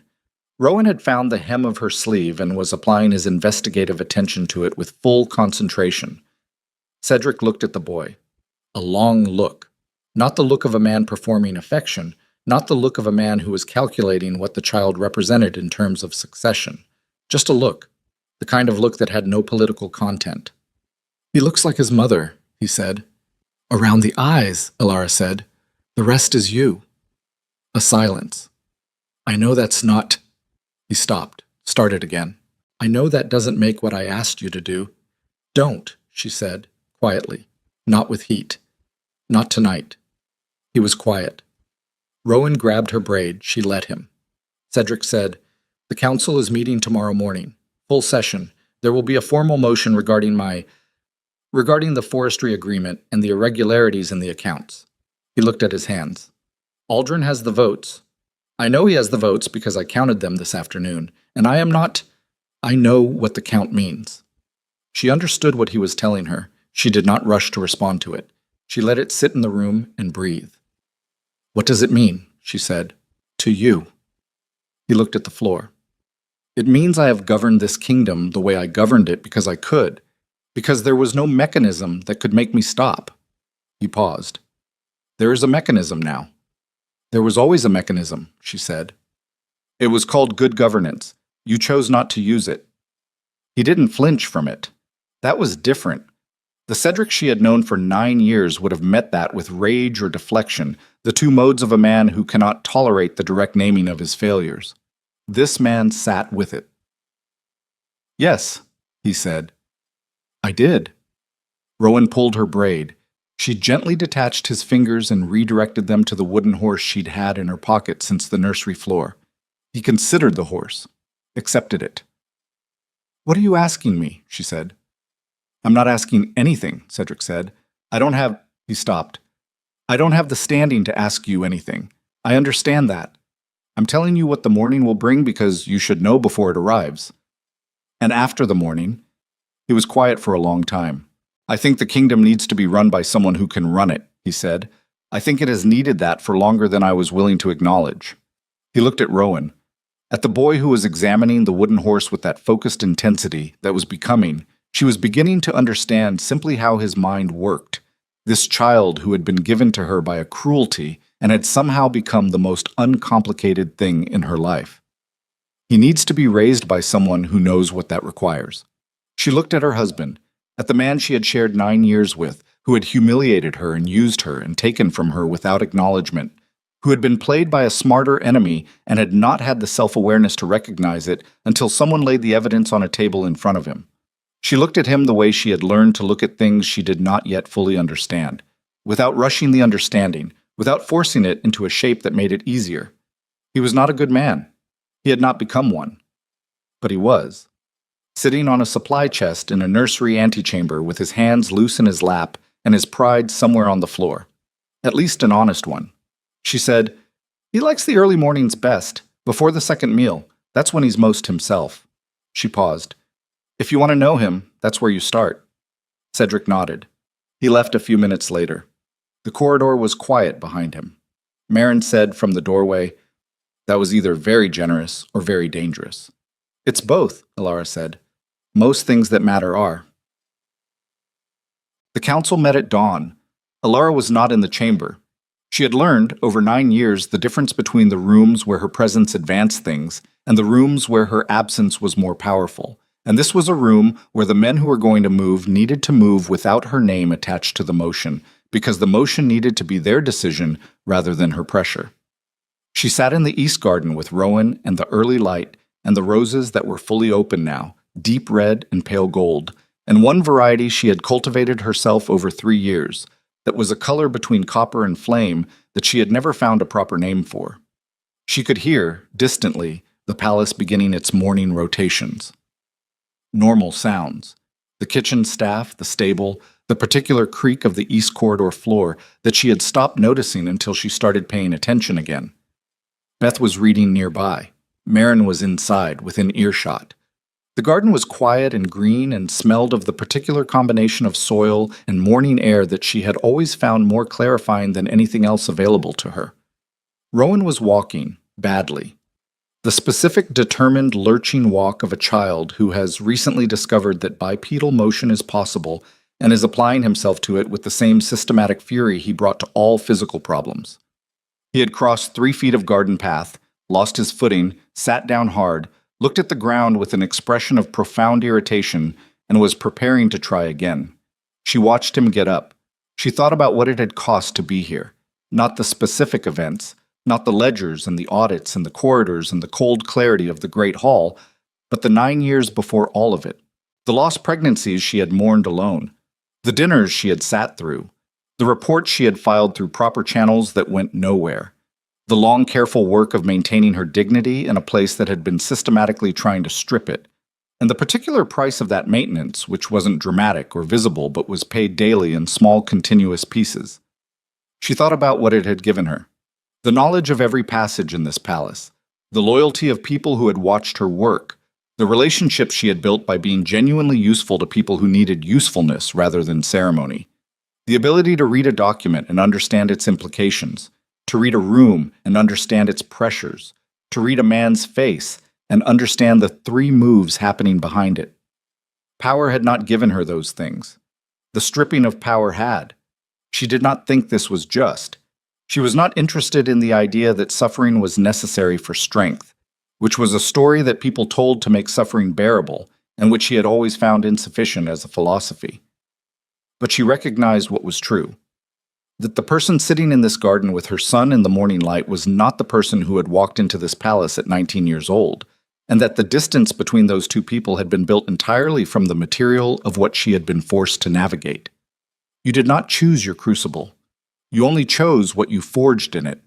Rowan reached her. He grabbed her knee with both hands and looked up at her with the expression of someone who has just accomplished something significant and knows it. "I see you," she said. He sat down next to her, began pulling up grass. She let him. Aldrin came to the garden an hour later. He sat in the other chair and said, without preamble, "It's done." She looked at him. Cedric abdicated the formal executive authority to the senior council pending a governance review. It was quieter than I expected. He paused. He didn't fight it. He walked into that room and he accepted every motion without challenge. A slight pause. It was the most dignified thing I have seen him do. She looked at the roses. "The council wants to discuss the regency arrangement," Aldrin said. "Formally. They'll want to meet with you this afternoon if you're willing." "I'm willing." "They'll ask you to take the Queen Regent position until Rowan comes of age. It will be formally proposed, which means you can formally accept, which means it carries the full institutional weight of council authorization rather than—" He stopped. "Rather than what you've been doing." "Rather than doing it anyway without authorization," she said. "Yes." She was quiet for a moment. The word regent was sitting in her chest with a weight she was still taking the measure of. Not the weight of triumph. She had never wanted triumph, had never organized herself around winning, which was one of the things that had made her effective, and one of the things that had made her incomprehensible to people like Kavan. The weight of responsibility, which was different, which was heavier, which required a different kind of carrying. "Kavan," she said. "The trading registry has his name. The merchant house is cooperating with the audit. Apparently Kavan owed them more than they were owed, and they see the value in being on the right side of the formal proceedings." Aldrin's voice was dry. "He'll face the audit committee. Whether it results in formal censure depends on what the documentation shows, and the documentation shows quite a lot." He paused.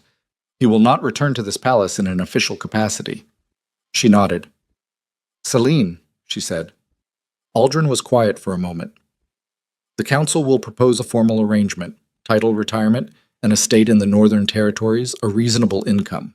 She came to the morning session voluntarily. She provided documentation on Drevith's activities that was more comprehensive than we expected. He paused. "She knew more than you believed she did."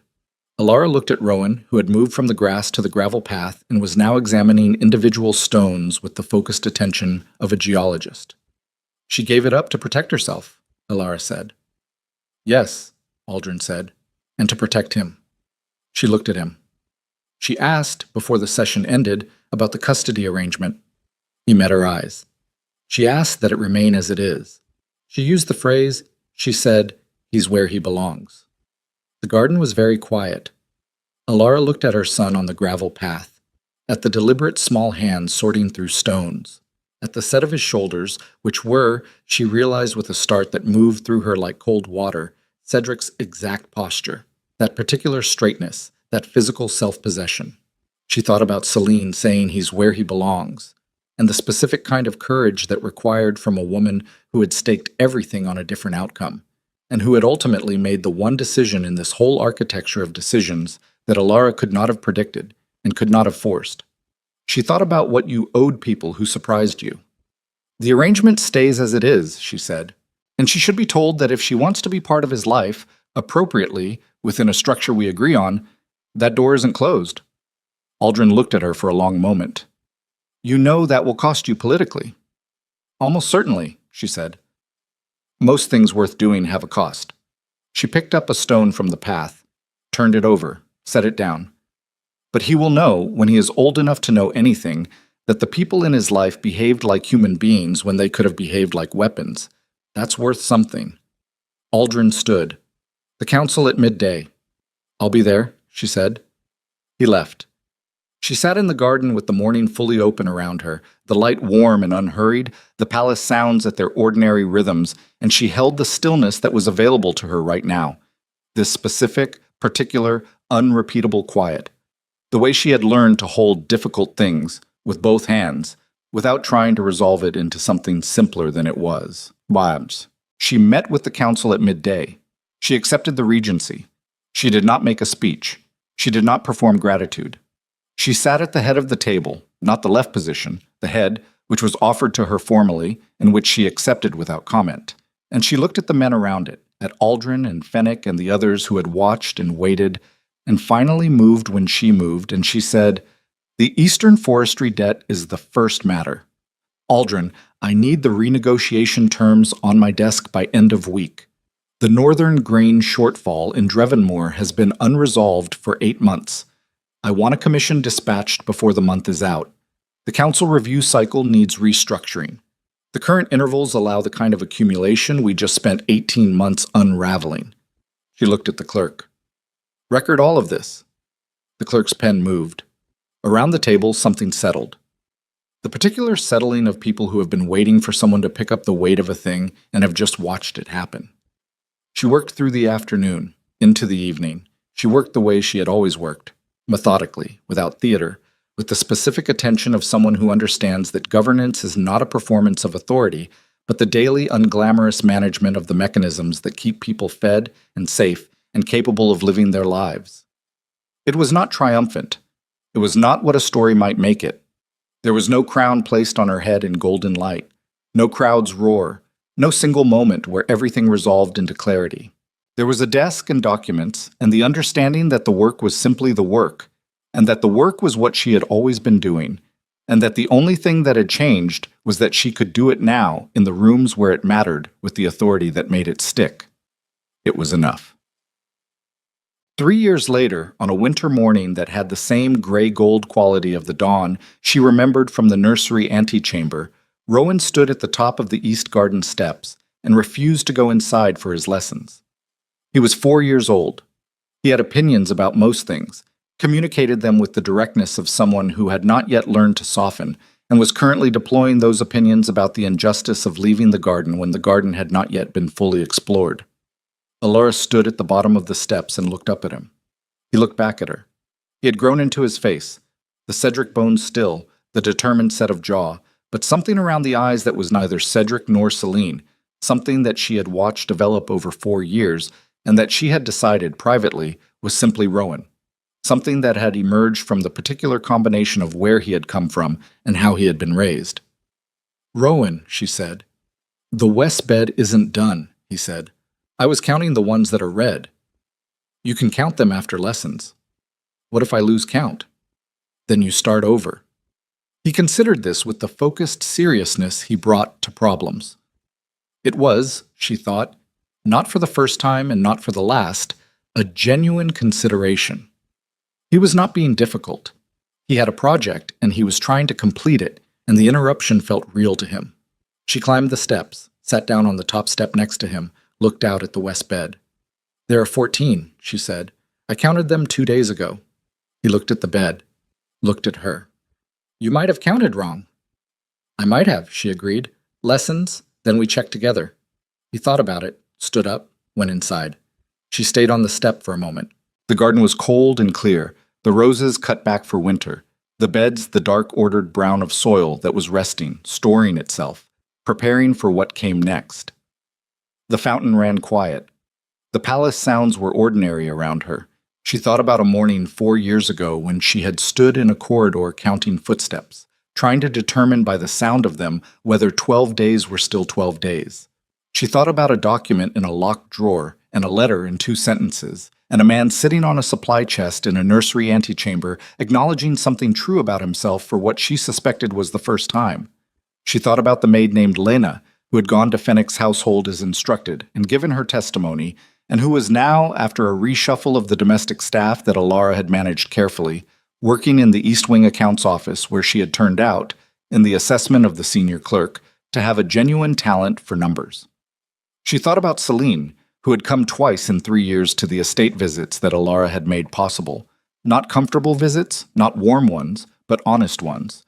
The specific honesty of 2 women who understood exactly what had passed between them and had decided separately that the child was more important than the accounting of it. She thought about Caven, who was navigating the audit proceedings with the persistent adaptability of someone who had survived 6 decades by never fully running out of angles, and who would likely survive this too in some diminished form, and about whom she thought exactly as much as was useful and no more.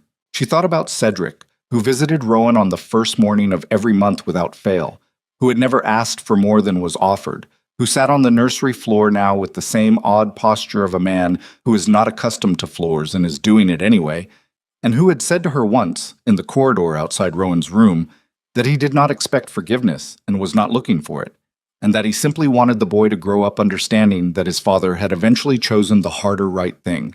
She had told him she couldn't promise that. He had said he knew. He had kept coming. She thought about what it meant to hold a kingdom together, not through the performance of power, but through the patient daily work of it. She thought about what it meant that the East grain routes were functioning, that the debt to the merchant house had been renegotiated on terms that preserved the forestry rights, that the northern province of Drevonmore had sent its first surplus report in 6 years. She thought about 14 red roses in the west bed and a 4-year-old who took his counting seriously. She stood up, went inside. At his coronation, 12 years later, Rowan knelt. Not before the council, not before the assembled lords and dignitaries and the centuries of ceremony arranged around him in the great hall that had witnessed so many things. He knelt before her. She had not expected it. The ceremony as planned had not included it. She saw it happen in real time. The moment where he deviated from the prescribed sequence with the same deliberate certainty he had brought to every decision she had ever watched him make. And she did not have time to prepare her face for it. He took her hands. He was 16 years old. He was taller than her now, had been for 2 years, had the physical presence of someone who had grown into himself with the particular confidence of a person who had always known exactly where home was. He looked at her with the same direct assessment he had used at 4 months old in the nursery when she had first held him, and which she had watched develop over 16 years into something far more complex and not one bit less direct. He said, loudly enough for the hall to hear, "Everything I am is because of my mother." The hall erupted. She did not hear most of it. She was looking at his face, at the bones that were still Cedric's, the eyes that were still Celine's in their particular shape, and the thing behind them that was simply Rowan, the thing she had watched emerge over 16 years from the specific combination of where he had come from and how he had been raised, and who had been present in the cold early mornings before the second meal when he was most himself. She had not given him life. She had given him something else. The harder thing, the thing that couldn't be given at birth but had to be given daily, in lullabies that broke her heart, and winter garden mornings counting red roses, and the willingness to sit on nursery floors and do the work of loving someone with your whole capacity, regardless of what it cost. She cupped his face in her hands, the same hands that had held him on his first night, that had carried him through corridors, that had signed documents and managed kingdoms, and refused to let go of the things that mattered. She said quietly, just for him, "Go be good to them." He nodded. He stood. He turned to his kingdom. She stepped back. The crowd was still roaring. The hall was full of sound and light and the accumulated presence of hundreds of people witnessing something they would carry the rest of their lives. Alara stood at the edge of it and watched her son take the crown that had always been his, and she felt not triumph, not vindication, not the particular sweetness of having been proven right by the machinery of time, but something quieter and more permanent. The specific satisfaction of a person who did the work when the work was hard and invisible and unglamorous, and who lived to see what it made. She had come to this palace at 19 years old and been stripped of everything they thought was valuable: title, privilege, ceremony, the visible markers of worth. What they had not been able to strip was the only thing that turned out to matter. She had always known how to do the work. She walked back into the light. The story of Ashbourne does not end with a crown. It ends with a woman stepping back from one, having built something that will outlast her, that carries her name not in any official record, but in the character of the king who kneels in gratitude, and in the quiet revolution of every small act of love that chose, again and again, to be useful rather than powerful, present rather than celebrated, real rather than remembered. That is the kind of mark that does not wash out. That is the only kind worth making.